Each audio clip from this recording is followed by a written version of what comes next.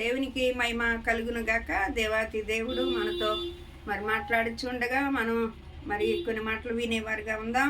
ఫిలిప్పీ రాసిన పత్రిక 4వ అధ్యాయము 4వ వచనము నుండి దేవుడు మాట్లాడుతూ ఉన్నాడు.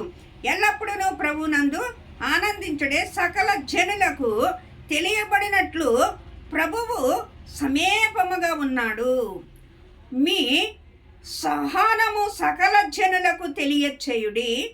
ఇక్కడ దేనిని గూర్చి చింతించుకుడి, కానీ ప్రతి విషయములోను ప్రార్థన విజ్ఞాపముల చేత కృతజ్ఞతాస్తుతులు చెల్లించుచు మీ విన్నపములను దేవునికి తెలియచేడి. అప్పుడు సమస్త జ్ఞానమునకు మించిన దేవుని సమాధానము క్రీస్తు యేసు యొక్క మీ హృదయములలో మీ తలంపులలో కావలి ఉండును.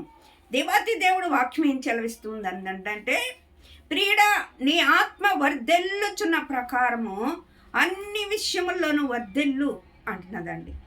ప్రియుడా, నీ ఆత్మ వర్ధిల్లుచున్న ప్రకారము అన్ని విషయముల్లోనూ వర్ధిల్లు అంటున్నాడండి. మనము అన్ని విషయములను వర్ధిల్లాలి అని అంటే మనము దేవుని యందు నమ్మిక ఉంచాలి.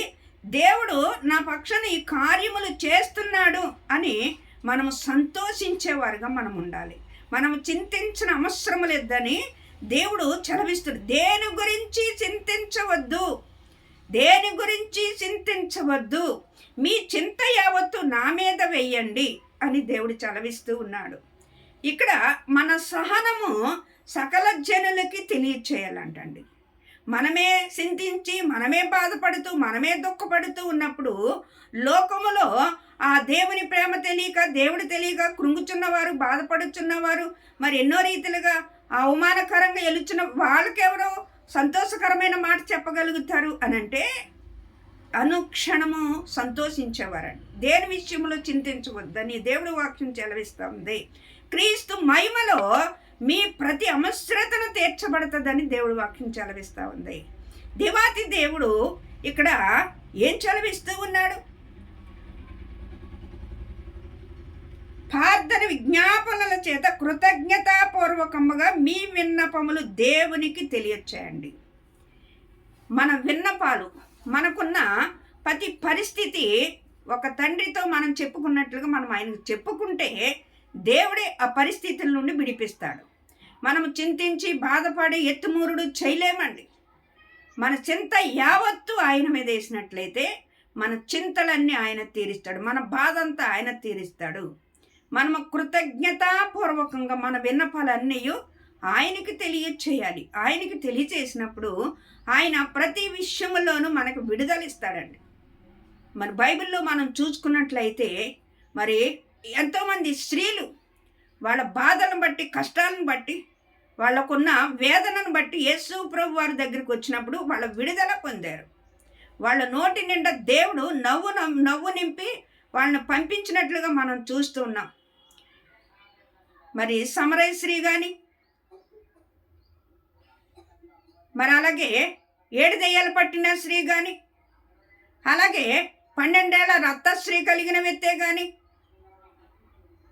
దేవుడు అలాగ చూసుకున్నట్లయితే పాపాత్మురాలైన మరియ కానీ, అలాగ అందరూ కూడా ఆయన దగ్గరకు వచ్చినప్పుడు ఏం చేశారంటే వాళ్ళ నోటి నిండా నవ్వు నింపి పంపించాడండి.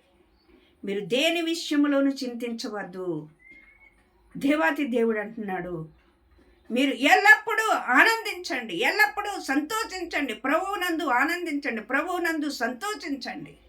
మనం సంతోషించేవారుగా ఉండాలి, ఆనందించేవారుగా ఉండాలండి. మన దుఃఖమునకు ప్రతిగా 1000 ఘనత ఇచ్చే దేవుడై ఉన్నాడు.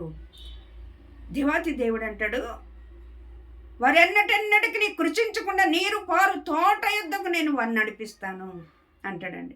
వారు దుఃఖమునకు ప్రతిగా ఆనందమును, వారి చింతకు ప్రతిగా నేను సంతోషమును కలగచేసేవాడునై ఉన్నాను అంటున్నాడండి. మనం ఏ స్థితిలో ఉన్నాం, ఏ పరిస్థితిలో ఉన్నాం?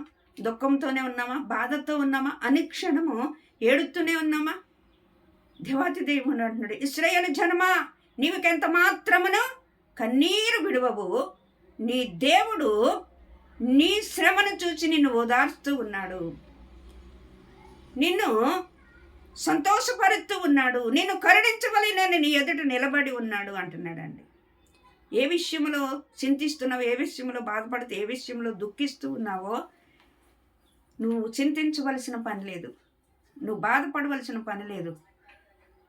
దేవాతి దేవుడు మన చింతలన్నీ తీర్చి మన బాధలన్నిటిని నిండి విడిపించి మనకు ఉన్నతమైన కృపనిచ్చే దేవుడై ఉన్నాడు. క్రీస్తు మహిమలో మన ప్రతి అమస్త్రతను తీరుతాడు.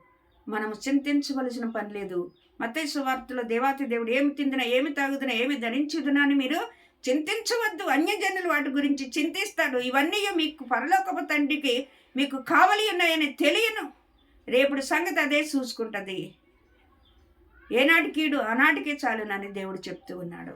ఏ విషయంలో చింతించవద్దండి. మనం చింతించినట్లయితే మన విశ్వాసము బలహీన పడిపోతుంది. మన విశ్వాసము తొట్టిల్లిపోయేగా ఉంటుంది. మన శ్రమల్లోనే విశ్వాసముతో మనము నిలబడినట్లయితే దేవుడు మన చింత యావత్తు తీర్చేవాడై ఉన్నాడు. ఈ కొద్ది మాటలు తన ఎన్నికల్లో దేవుడు దీవించునుగాక. ఆమేన్.